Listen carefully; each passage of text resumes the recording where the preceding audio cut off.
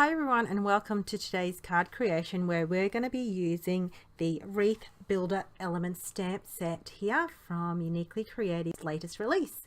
Now these come with coordinating dies, which is so lovely to use.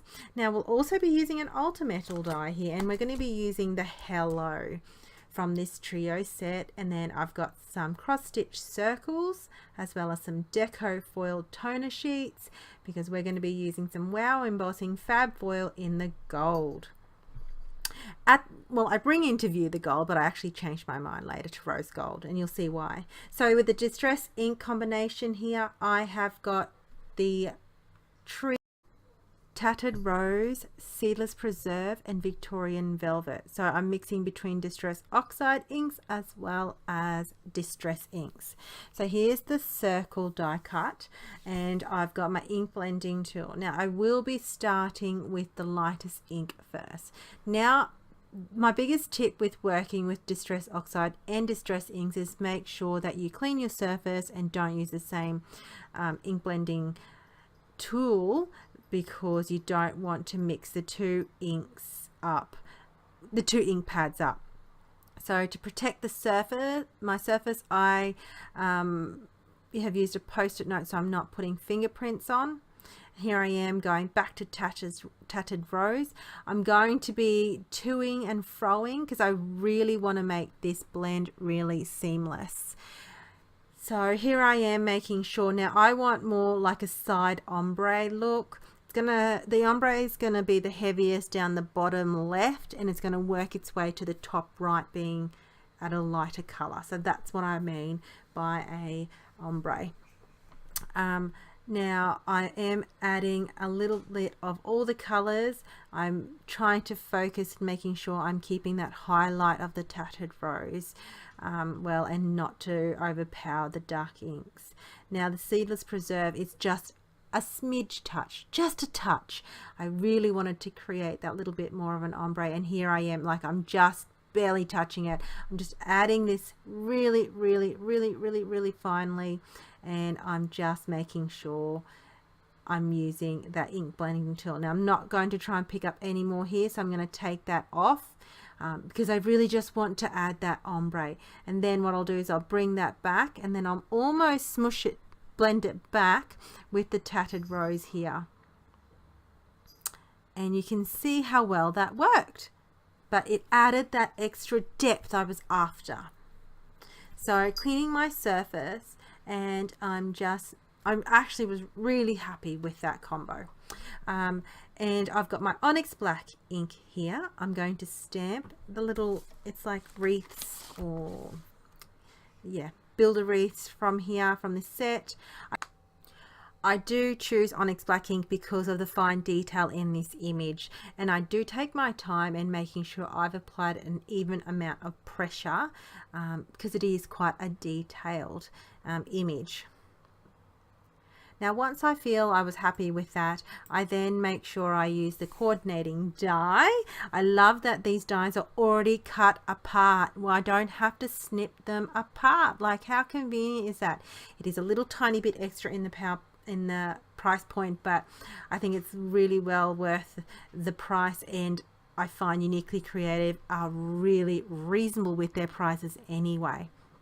So I'm bringing into view the fab foil, but I chose rose gold instead. So I do change my mind, and that's what I was telling you before.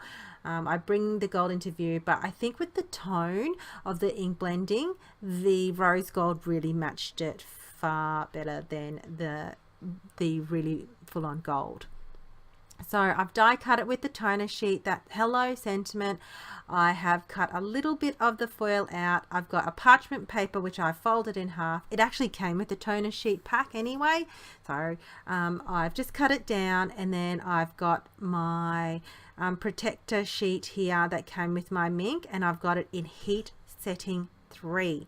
I do bring it into view. I am stretching the cord a little here in the background, which you don't see, so you know, bit of background movement going on, trying to not trip on wires and cords, but I got there. So this goes through at a really snail pace. So I'm going to actually move to the next clip. And here we are to the reveal.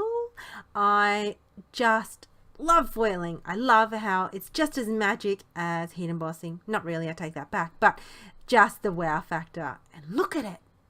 That's beautiful. Like magic. Okay, so I've got my pen adhesive here in the Molotow. No, this is not the Molotow. I'll find the right name shortly. That's it, the Zig 2-way glue squeeze and roll pen.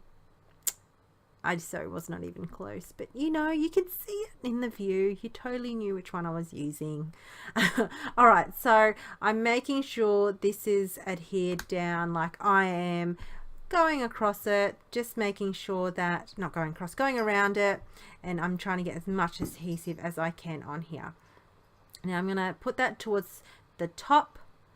And then this is going to be the white frame. So this is what comes out when you use those circle cross stitch dies. It actually cuts out this awesome circle cross stitch frame, and so then the inside part of it I'm going to pop up with foam tape. So I'm going to add the dimension with that. So I'm going to adhere that down. As I said, my aim is for the ombre to start to the bottom left. That's where I'm wanting the ombre to start, and then right, as if the light source was coming to the top right. I don't know why, I just felt like that. I could have done it. I didn't do it top to bottom. I just didn't. My way, my card. All right, so then I'm using the same Zig 2-way glue squeeze and roll pen, and I'm adhering that. Now I'm making sure I'm a little bit more careful because this is liquid. It does come out, and when I squish it down, I don't want it to ooze out on the side. So I'm actually just putting little tiny dots. The pen works really well for this. Okay, so then I'm just going to make sure I don't drop it, which I've done before in previous videos, and gently placing that down. I didn't want to get glue on my fingers, so I used the back of my adhesive. My foam squares there, so you know, trying to improvise here. And then what I'm going to do is I'm actually going to directly put that on there. That's some previous stamping beforehand behind that. That's what you got to see. And then I'll do the same for the bottom wreath from the builder set, and just adhering that down.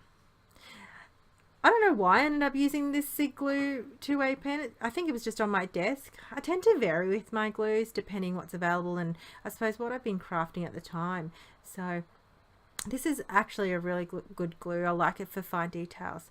I've got some sequins from Handmade by Brittany Lee, and I've got the Amber Rose because it's got a collection of beautiful rose sequins in her sequin mix.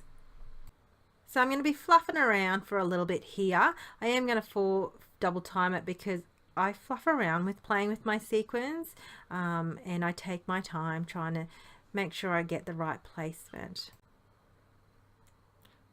Now I'm just making sure I get the right, not only number of sequins, but the right sizing. I don't want to just place it willy-nilly everywhere. I don't know why. I usually don't pay this much attention, but I did this time around. I think because I'm using more than what I normally would have. Now, for my sequin adhesive, I always seem to go to my trusty multi-matte medium. Especially I'm using a clear one in amongst that. So there is my sequin placement. I hope you enjoyed it, and thanks for watching, and I cannot wait to hear from you. Have happy paper crafting, people. See you later.